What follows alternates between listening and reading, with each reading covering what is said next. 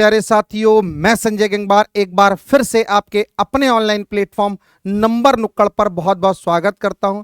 और आज आप लोगों के लिए लेकर आए हैं एक बहुत ही शानदार सी वीडियो, जिसके अंदर हम लोग पढ़ेंगे गुणनखंडों की संख्या और गुणनखंडों का योगफल। ये कैसे कैसे हम लोग ज्ञात करते हैं, दोनों कॉन्सेप्ट को आज बहुत ही बेहतरीन तरीके से हम लोग समझने का प्रयास करेंगे।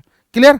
तो इस कॉन्सेप्ट को सीखने के लिए आप इस वीडियो के अंत तक जरूर बने रहना, ताकि आपको हर प्रकार की सारी चीजें बहुत बेहतर तरीके से समझ में आए। क्लियर? ठीक है, बहुत बेसिक से समझेंगे हम लोग, तो बहुत ध्यान से स्लोली स्लोली समझने का प्रयास करना, क्योंकि आज के बाद कभी भी आपका ये क्वेश्चन गलत नहीं होना चाहिए। देखिए, सबसे पहली बात आती है कि कोई भी संख्या हमसे लिखी गई होती है। जैसे मान लेता हूं एक संख्या 240 एक हमसे संख्या लिखी गई है, हमको बताना है इसके गुणनखंडों की संख्या बतानी है, या सम गुणनखंडों की संख्या, या विषम गुणनखंडों की संख्या। इस प्रकार से कुछ कह रखा है। तो सबसे पहला कॉन्सेप्ट समझते हैं कि इस प्रकार से कुछ भी वैल्यू होती है, इसके छोटे छोटे अभाज्य गुणनखंड करते हैं। 2 से काटेंगे 120, फिर 2 से काटेंगे वैल्यू आएगी बेटा 60, और फिर 2 से काटेंगे वैल्यू आएगी 30, फिर 2 से काटेंगे वैल्यू आती है बेटा 15, और फिर बाबू इसे 3 से काटेंगे तो वैल्यू आ जाती है 5, और फिर 5 से करेंगे तो कितना आ जाएगा? 1 आ जाएगा। यानी 240 के जो अभाज्य गुणनखंड है वो कौन कौन से रहेंगे? 2 कितनी बार आ रहा है ये? तो हम कहेंगे 4 बार आ रहा है। यानी 240 को लिख सकते हैं 2 की घात 4, हाँ है ना? 3 की घात 1 और 5 की घात 1, वैल्यू कितनी आएगी? 3 की घात 1 और 5 की घात 1 आ जाएगी। इस प्रकार से तो संख्याएं किसी भी प्रकार से गिवन हो, हम सबसे पहले उन्हें इस प्रकार से कन्वर्ट कर लेते हैं। पहला स्टेप आपको समझ में आया? यानी किसी भी प्रकार से गिवन क्यों ना हो, हम इस प्रकार से उसे कन्वर्ट कर लेंगे, तभी हम क्वेश्चन को सॉल्व कर पाएंगे। बात क्लियर है? ठीक है, तो अब मैं इसी को बेस बना लेता हूं और इसी को समझने का प्रयास करता हूं। यानी कोई संख्या बेटा हमसे n बराबर लिखी गई है। क्या लिखी गई है? तो हम कहेंगे n बराबर बाबू हमसे लिखा गया है, यहां पर लिख लेता हूं, n बराबर 2 की घात 4 गुणा 3 की घात 1 गुणा 5 की घात 1 लिखा गया है। किस प्रकार से लिखा गया बाबू हमसे? तो हम कहेंगे 2 की घात 4, 3 की घात 1 और 5 की घात 1 लिखा गया है। अगर नहीं लिखा गया होगा तो इस प्रकार से बाबू हम लोग पहले कन्वर्ट करेंगे, हाँ या ना? क्या करेंगे बाबू? हम लोग इस प्रकार से उसे कन्वर्ट करने का प्रयास करेंगे, ताकि किसी प्रकार से हमसे कोई मिस्टेक्स ना हो। ऐसा करने के बाद अब हम बात करते हैं क्वेश्चन को हल करने का। पहला वाला आता है, यानी इसमें एक बात समझते हैं, ये जो लिखा गया n बराबर, इसे समझ लेते हैं a की घात p इंटू b की घात q इंटू c की घात r के फॉर्मेट में लिख लेते हैं। इसका मतलब यही तो हुआ, यानी कोई भी संख्या लिखी गई है उसे हमने किस प्रकार से लिखा है? a की घात p, b की घात q और c की घात r के फॉर्मेट में लिख लिया है। बोलो ध्यान से एक बार। क्लियर? ठीक है, अब मैं इसे इधर भी लिख लेता हूं कि n बराबर 2 की घात 4 इंटू 3 की घात 1 इंटू 5 की घात 1 लिखा गया है, हाँ या ना? ठीक है, इस प्रकार से लिखा गया है। अब हम बात करते हैं इसके बाद कि सबसे पहले हमें अभाज्य गुणनखंडों की संख्या ज्ञात करनी है। क्या ज्ञात करनी है? अभाज्य गुणनखंडों की संख्या। अभाज्य गुणनखंडों की संख्या क्या कैलकुलेट करना? अभाज्य गुणनखंडों की संख्या कैलकुलेट करना है, जिसे हम लोग बोलते हैं number of prime factors. Number of prime factors बोलते हैं, यानी शॉर्टकट में पीएफ इन्हें बोल देते हैं। यानी नंबर ऑफ प्राइम फैक्टर्स यानी पीएफ कैलकुलेट करना है। हल करने का तरीका क्या रहेगा बाबू हमारे लिए? कि जो भी संख्या लिखी गई है, यानी जो भी संख्या लिखी गई है उनकी घातों का योग कर देंगे। क्या करेंगे? सिर्फ घातों का योग कर देंगे। तो यहां से पीएफ की वैल्यू बाबू कैलकुलेट होकर आएगी घातों का योग। यहां पर सॉल्व करेंगे तो वैल्यू आ जाएगी p plus q plus r आ जाएगा। यानी इसका फार्मूला बेटा हमारे लिए कितना हो जाएगा? कि नंबर ऑफ प्राइम फैक्टर्स अगर हमें कैलकुलेट करना है, सिर्फ घातों को जोड़ देंगे, घातों का योगफल p plus q plus r हमारा इसका आंसर होगा। तो इस केस में बेटा हमारे लिए आंसर कितना होगा? पीएफ प्राइम फैक्टर्स कितना हो जाएगा बेटा हमसे? तो घात में देखो क्या लिखा गया? 4, 1 और 3 लिखा गया है। तो वैल्यू आएगी 4 + 1 + 3, 4 1 5 और 3 8 बेटा इस क्वेश्चन का क्या हो जाएगा? तो हम कहेंगे सर इस प्रश्न का आंसर हो जाएगा। सभी को यह बात क्लियर हो गई होगी। यानी मैं एक तरफ फार्मूले लिख रहा हूं और एक तरफ उसी का कॉन्सेप्ट के साथ साथ सॉल्यूशन भी बता रहा हूं ताकि आपको दिक्कत ना हो। पहला टाइप आपको क्लियर हो गया? बिल्कुल सर। अब यहीं पर बात करते हैं बाबू हम लोग दूसरे टाइप की। दूसरे टाइप में क्या कहता है? सभी गुणनखंडों की संख्या। हमसे क्या पूछा गया है? सभी गुणनखंडों की संख्या हमसे कैलकुलेट करने को बोला जाए, यानी नंबर ऑफ टोटल फैक्टर्स, यानी नंबर ऑफ टोटल फैक्टर्स हमसे पूछा गया है, जिसे शॉर्टकट में हम लोग टीएफ बोल देते हैं। क्या बोल देते हैं? TF, number of total factors, यानी टीएफ कैलकुलेट करना है, यानी सभी गुणनखंडों की संख्या। अगर अभाज्य गुणनखंडों की संख्या कहेगा वो एक अलग कॉन्सेप्ट है, और सभी गुणनखंडों की संख्या कहेगा वो एक अलग कॉन्सेप्ट है, ध्यान रख लेना। तो ये कैसे कैलकुलेट करेंगे समझते हैं। जो भी पावर्स हैं हमारे पास, पावर्स कौन कौन सी हैं? ए, बी और सी हैं। कौन कौन सी पावर्स है? ए, बी और सी हैं। तो इन सभी पावर्स में बाबू हम लोग क्या कर देते हैं? +1 कर देते हैं, यानी p+1, q+1 और r+1। है ना? सभी पावर्स में +1 करके एक जोड़ देना, इससे हमें क्या मिलता है? तो हम कहेंगे टोटल फैक्टर्स, सभी गुणनखंडों की संख्या प्राप्त हो जाता है। इसका आंसर समझते हैं बेटा हम लोग दूसरे नंबर पे, टोटल फैक्टर्स। आंसर क्या आएगा? घातों में +1। क्या बोलते हैं? घातों में +1 आपस में गुणा। क्या बोलेंगे? घातों में +1 आपस में गुणा। 4 और 1 5, और यहां पर आ गया 2, और यहां पर भी आ गया 2। 5 दूनी 10 दूनी 20 बेटा इस क्वेश्चन का आंसर हो जाएगा। अब किसी को कोई डाउट नहीं होना चाहिए मेरे अनुसार, मुझे ऐसा लगता है। यानी दो प्रकार के हमने गुणनखंड निकाल लिए हैं। अभाज्य गुणनखंड में क्या करेंगे? घातों का योग कर देंगे, और सभी गुणनखंडों की संख्या में हम लोग क्या करेंगे? घातों में +1 और आपस में गुणा कर देते हैं। क्लियर? ठीक है। अब आते हैं तीसरे नंबर पर, आते हैं बेटा हम लोग तीसरे नंबर पर। कहां पर बात करते हैं? तीसरे नंबर पर। और तीसरे नंबर पर क्या आएगा बाबू हमारे लिए? तीसरे नंबर पर बाबू आता है सभी विषम गुणनखंडों की संख्या। क्या आता है? विषम गुणनखंडों की संख्या। यहां पर आ जाता है विषम गुणनखंडों की संख्या, यानी नंबर ऑफ ऑड फैक्टर्स बोलते हैं इसे, नंबर ऑफ ऑड फैक्टर्स, यानी शॉर्टकट में से ओएफ कह सकते हैं। यानी नंबर ऑफ ऑड फैक्टर्स, विषम गुणनखंडों की संख्या कैसे कैलकुलेट करेंगे? क्या करेंगे? विषम गुणनखंडों की संख्या। अब यहां पर हम लोगों ने देखा जो ए है हमारे लिए, ये हमने क्या माना है? यहां पर 2, यानी ए को तो हमने इवन मान लिया है। इवन का मतलब क्या होता है? सम मान लिया है ना? और बी और सी को हमने क्या माना है यहां पर? तो हम कहेंगे विषम, यानी ऑड मान लिया है ना?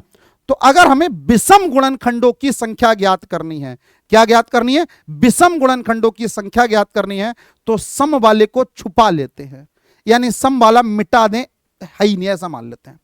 तो हमको क्या दिख रहा है? बी और सी गुणनखंड दिख रहे हैं। इनकी जो पावर्स है, इनकी पावर्स क्या है? तो हम कहेंगे क्यू और आर दे रखी है। क्या दे रखी है? तो हम कहेंगे सर क्यू और आर दे रखी है। तो यहां पर आएगा ओ एफ, क्या आएगा? यानी क्यू में +1 और आर में +1। विषम गुणनखंड की घातों में +1 आपस में गुणा। क्या बोलेंगे? विषम गुणनखंड की घातों में +1 आपस में गुणा। ये इसका आंसर होगा। अगर हम इसे कैलकुलेट करना चाहें, तीसरे नंबर का आंसर कैलकुलेट करना चाहें, 2 हमने पहले कर लिए, तो ओ एफ क्या आएगा? क्वेश्चन हमने यहां पर लिखा है 2 की घात 4, 3 की घात 3 और 5 विषम हैं।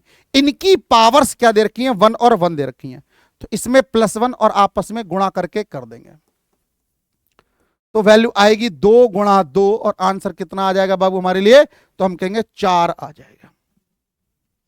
अब बात क्लियर होगी। 3 प्रकार के गुणनखंड हमने ज्ञात कर लिए। पहला अभाज्य, घातों का योग। दूसरा सभी गुणनखंडों की संख्या, सभी घातों में +1 आपस में गुणा।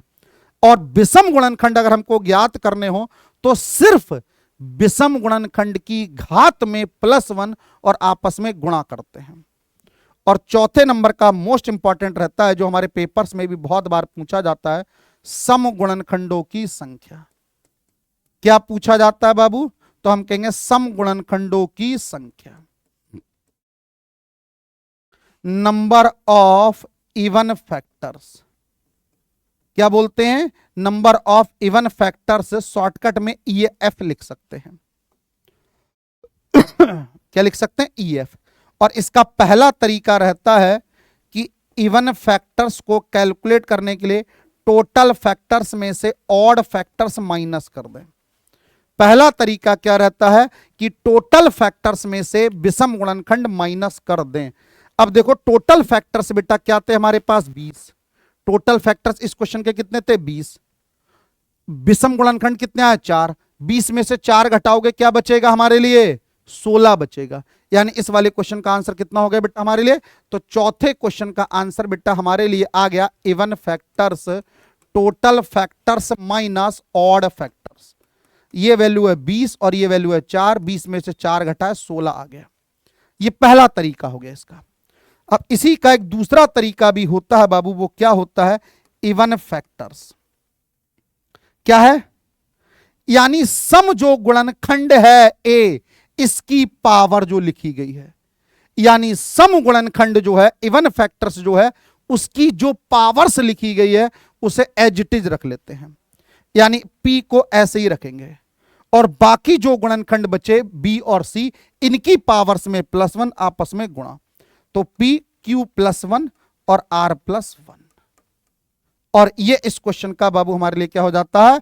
तो हम कहेंगे आंसर हो जाता है। दोनों तरीके आपको समझ में आए? तो जो भी तरीके की आपको आवश्यकता लगे उस तरीके से आप सॉल्व कर सकते हैं। और इस केस में इवन फैक्टर्स कितना आएगा?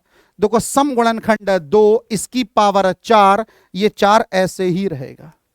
बाकी जो लिखे गए हैं 1 और 1, इसमें +1, तो 1 + 1 और 1 + 1, तो वैल्यू आएगी 4 × 2 × 2, तो 4 दूनी 8 दूनी 16।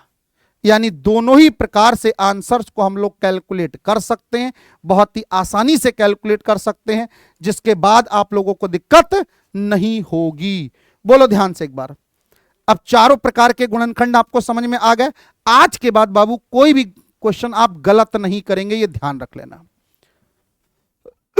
अब एक उसके बाद प्रैक्टिस करते हैं। एक क्वेश्चन लिख देता हूं मैं अपनी तरफ से।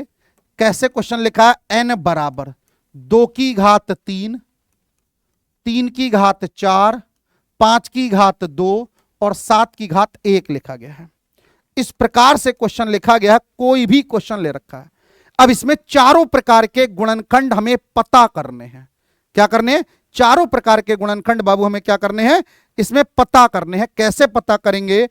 अभी मैंने आपको सिखाया है, क्या क्या सिखाया है उसी की मैं आपको प्रैक्टिस कराता हूं। देखिए चैनल पर आप क्लासेस देखेंगे तो आपको बहुत अच्छा लगेगा। पहले प्रकार का क्वेश्चन रहता है हमसे प्राइम फैक्टर्स, अभाज्य गुणनखंड। क्या रहता है? प्राइम फैक्टर्स, अभाज्य गुणनखंड।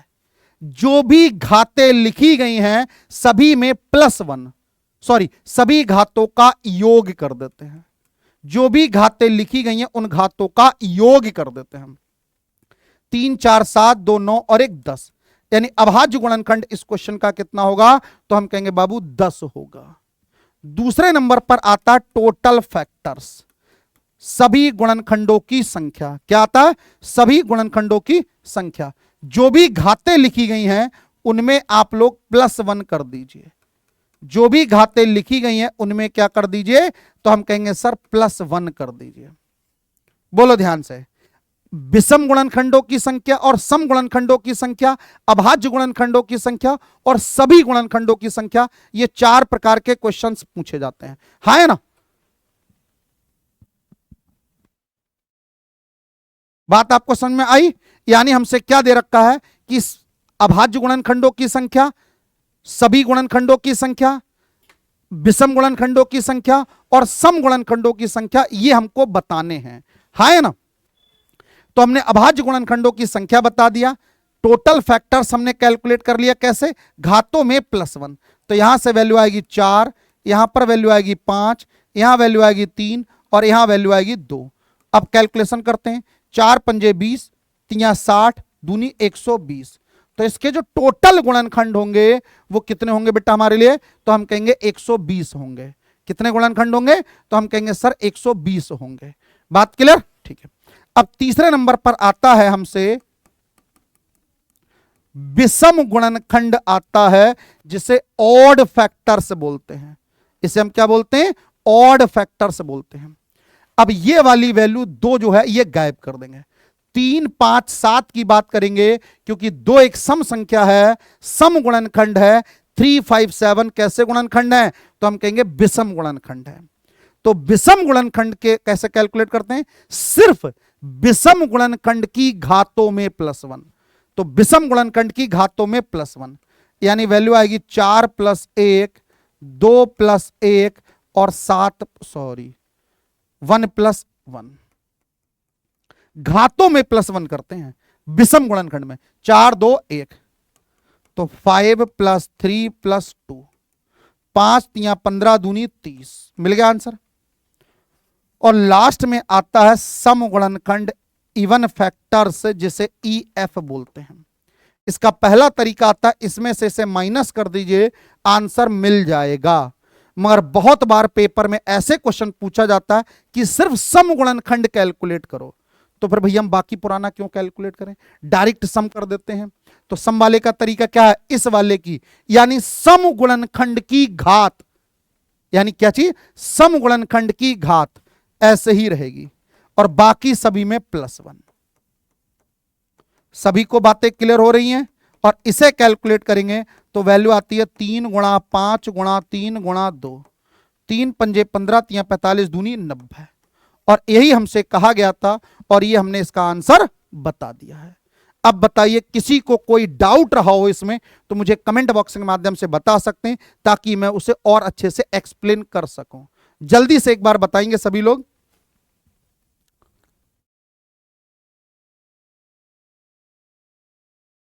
ठीक है बाबू। अब हम बात करते हैं गुणनखंडों का योग। अभी हमने सिर्फ गुणनखंडों की संख्या सीखी है। क्या सीखा है बाबू हम लोगों ने, गुणनखंडों की संख्या। और अब बात करते हैं गुणनखंडों का योग की बात करते हैं। तो मैं एक एग्जांपल ले लेता हूं, यहां पर n बराबर 2 की घात 3, 3 की घात 2 और 5 की घात 1 लिखा गया है। छोटा सा ही क्वेश्चन उठाता हूं ताकि आपको सारी चीजें मैं बेहतर तरीके से समझा सकूं। हाँ या ना, बोलो ध्यान से एक बार। इसमें पहले प्रकार का रहता है बाबू हमसे सभी गुणनखंडों का योग। क्या रहता है पहले प्रकार से, सभी गुणनखंडों का योग। इंग्लिश में बोलते हैं इसे सम ऑफ ऑल फैक्टर्स। क्या बोलते हैं इसे, सम ऑफ ऑल फैक्टर्स। सभी गुणनखंडों का योग कैसे कैलकुलेट करेंगे, इसके अंदर हम बात करेंगे। अब सुनना ध्यान से, कैसे निकालेंगे, तरीका रहेगा सम का तरीका। जो भी घातें लिखी गई हैं बाबू हमारे सामने, यानी जो भी घातें हमारे सामने लिखी गई हैं, ये हमारे लिए इंपॉर्टेंट रोल अदा करते हैं। जैसे 2 की घात 3 है, तो आपको करना क्या है कि 2 की घात 3 है तो 2 की पावर 0 से प्रारंभ करेंगे और जोड़ते जाते हुए घात अधिकतम घात तक ले जाएंगे। मतलब क्या इस बात का, जैसे 2 की घात 3 है तो 2 की घात 0, 2 की घात 1, 2 की घात 2 और 2 की घात 3 लिख देंगे इसे। यानी हमेशा घात 0 से प्रारंभ करेंगे और अधिकतम घात तक लेकर जाएंगे। अधिकतम घात कितनी है, 3, तो घात 3 तक लेकर जाएंगे। यही इसका नॉर्मल सा तरीका है। अब बात करते हैं, सेम प्रक्रिया 3 के साथ लगाते हैं। यहां पर 3 की घात 2 है तो 3 की घात 0, 3 की घात 1 और 3 की घात 2 आ जाता है। सेम घात 5 के संग में है तो 5 की घात 0 और 5 की घात 1 आ जाएगा। और इसे बाबू हम लोग कैलकुलेट कर लेंगे और यही हमारा आंसर होगा। क्लियर। कैलकुलेशन करते हैं। देखो किसी भी चीज की घात 0 सदैव बाबू 1 होता है, तो 2 की घात 0 बेटा कितना होगा? 1 होगा। 2 की घात 1 2, 2 की घात 2 4, 2 की घात 3 8 होगा। 3 की घात 0 1, किसी भी चीज की घात 0 सदैव 1 होता है। 3 की घात 1 3, 3 की घात 2 9, 5 की घात 0 1, 5 की घात 1 5, 1 2 3 4 7 और 8 15 आ गया, 9 3 12 और 1 13 आ गया, 5 और 1 6 आ गया, तो 15 गुणा 13 छक 78 आ गया। गुणा करो, 15 अट्ठे 120 12, 15 सत्ते 105 और 12 कितने होते हैं? 117 हो जाते हैं। यानी सभी गुणनखंडों का जो योग मिलेगा वो 1170 आएगा। आज के बाद कभी भी इसे आप नहीं भूलेंगे, ध्यान रख लेना, है ना? आज के बाद कभी नहीं भूलेंगे। कैसे कैलकुलेट करते हैं? जो भी पावर्स लिखी हैं और जो भी आधार लिखा है सभी को घात 0 से प्रारंभ करेंगे और अधिकतम घात तक उसे जोड़ते हुए ले जाएंगे। बस दूसरा कॉन्सेप्ट समझते हैं। दूसरे नंबर पर आता है, क्या आता है? विषम गुणनखंडों का योग। विषम गुणनखंडों का योग की बात कर लेते हैं हम लोग। किसकी बात कर लेते हैं? तो विषम गुणनखंडों के योग की बात कर लेते हैं। विषम गुणनखंडों की योग की बात करते हैं। का योग यानी सम ऑफ ऑड फैक्टर्स। किसकी बात कर रहे हैं बाबू हम लोग? सम ऑफ ऑड फैक्टर्स की बात कर रहे हैं। तरीका सुनना, जो विषम गुणनखंड हैं, कौन से गुणनखंड है? विषम 3 और 5। कौन से हैं? 3 और 5। ये जो प्रक्रिया हम लोगों ने की है वो इसी के लिए करेंगे। बस जो प्रक्रिया हम लोगों ने की है वो सिर्फ किसके लिए करेंगे? 3 और 5 के लिए करेंगे। इसका सम कितना आएगा? आएगा 3 की घात 0, 3 की घात 1 और 3 की घात 2। सेम काम 5 की घात 0 और 5 की घात 1 के लिए आ जाएगा। यानी कहने का तरीका मेरा यह है कि विषम गुणनखंडों का योग निकालने का तरीका यह है कि सम वाले को छुपा देते हैं। घात नहीं देखते हैं, गुणनखंड देखते हैं। गुणनखंड यहां पर कितना? 2, ये सम है, इसे छुपा लो और बाकी को कैलकुलेट कर दो।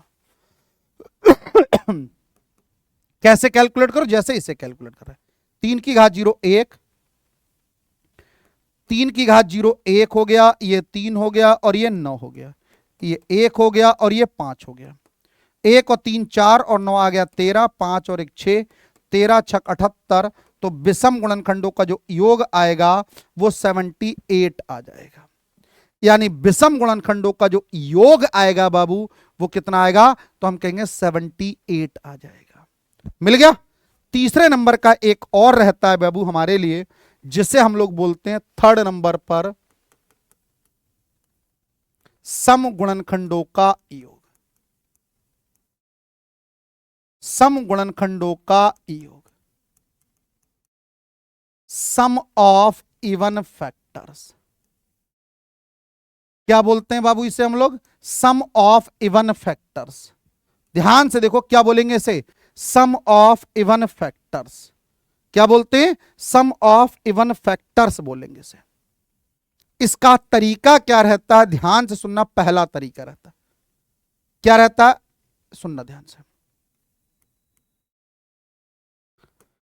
पहला तरीका है जैसे 2 की घात 3, 3 की घात 2, 5 की घात 1 लिखा गया है। क्या लिखा गया? 2 की घात 3, ध्यान से सुनना। क्या लिखा गया? 2 की घात 3, 3 की घात 2 और 5 की घात 1 लिखा गया है।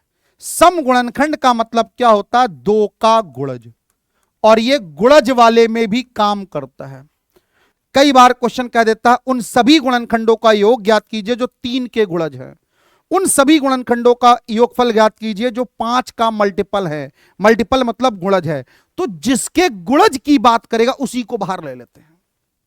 सम गुणनखंड मतलब 2 का गुणज, ये तो नॉर्मल सी बात होगी।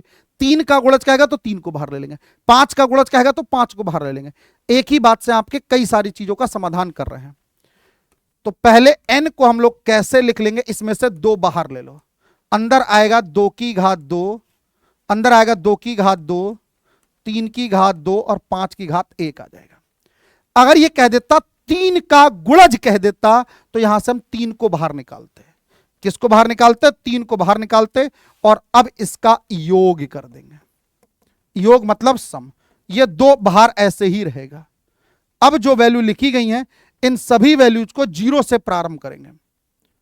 2 की घात 0, 2 की घात 1 और 2 की घात 2, 3 की घात 0, 3 की घात 1, 3 की घात 2, 5 की घात 0, 5 की घात 1 आ जाएगा।